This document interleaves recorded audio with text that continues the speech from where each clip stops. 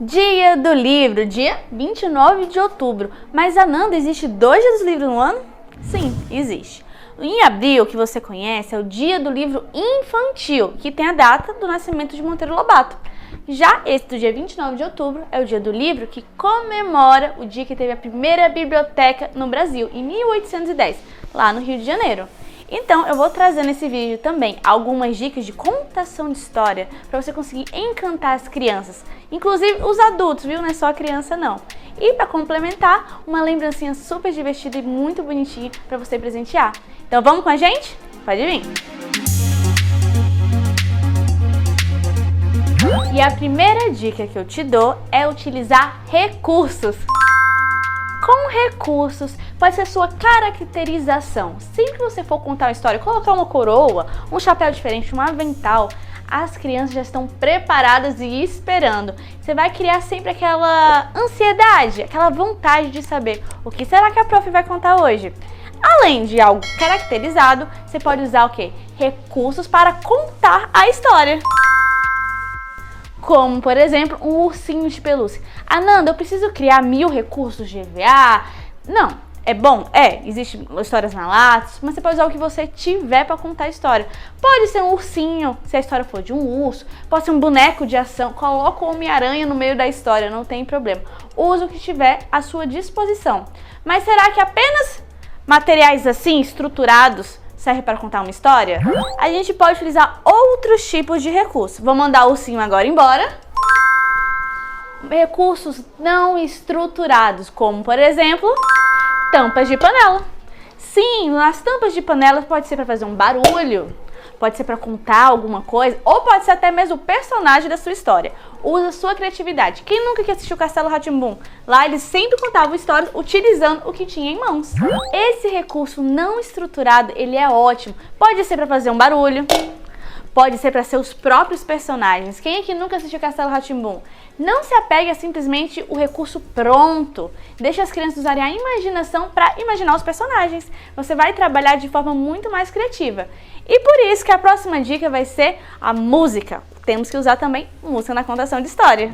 A música, você vai falar, não, eu não sei tocar violão, não sei tocar flauta. Não tem problema, que nem eu sei. Você pode fazer cantorias, pode fazer chocalhos com tampinhas, com pedrinhas. Você pode usar as palmas. Você pode usar o seu próprio corpo e cante musiquinhas. Sempre que você tem uma música para iniciar uma história, uma música para acabar, ou simplesmente para contar a história de um sapo, e no meio dessa história contou a música do sapo não lava o pé, já tem a musicalização. Isso chama a atenção das crianças e faz elas realmente participarem.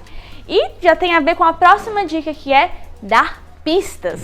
Como assim dar pistas, Ananda? A nossa terceira dica é, antes de contar a história, você pode começar a dar sugestões, perguntando para as crianças. Você sabe quem vai ser o personagem da história de hoje? É um personagem bem grandão. Quem será que é? Será que é um elefante? Esse personagem, ele usa uma coroa. E você vai trazendo a atenção dessa criança e a curiosidade. Então, antes de você contar, pode ser até a história do próprio livro. Às vezes você não vai fazer a contação sem nada. Às vezes você vai fazer uma leitura dinâmica. Mas você já está trazendo a curiosidade dela. Quem será que é esse personagem? E você não conta. Deixa para na hora da história você contar. Nossa quarta dica é usar os gestos. Sim, você precisa se movimentar. Você precisa fazer as crianças, seus ouvintes, a se movimentarem também. Por exemplo, você vai contar a história, o urso subiu na árvore. Vamos todo mundo subir a árvore? Agora todo mundo escorregando, igual o urso fez. Você tem que se movimentar. A criança precisa participar dessa história. Vai nadar? Você pede antes, olha. Então o ursinho nadou no rio. Como é que faz para nadar no rio? Vamos todo mundo ajudar o ursinho? Fazendo movimento. Agora o ursinho ficou com medo. Como que é a cara de medo? Você tem que fazer eles sentirem parte da história. E os gestos, essas movimentações, é uma das melhores formas de prender a atenção deles. E nossa quinta e última dica, antes de passar para a lembrancinha, fique até o final que essa lembrancinha realmente vai ser um diferencial, é fazer perguntas para as crianças. Quando você estiver lendo ou contando a história, você pergunta, o que será que apareceu?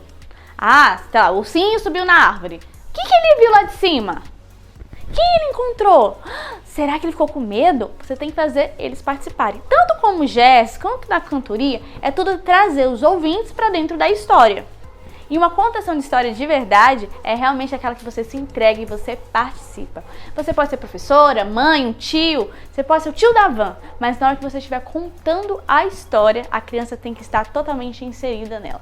Então é super comum elas se distraírem, tirar o foco, e você chama a atenção novamente, perguntando, fazendo gestos, de pouquinho em pouquinho ela vai participar.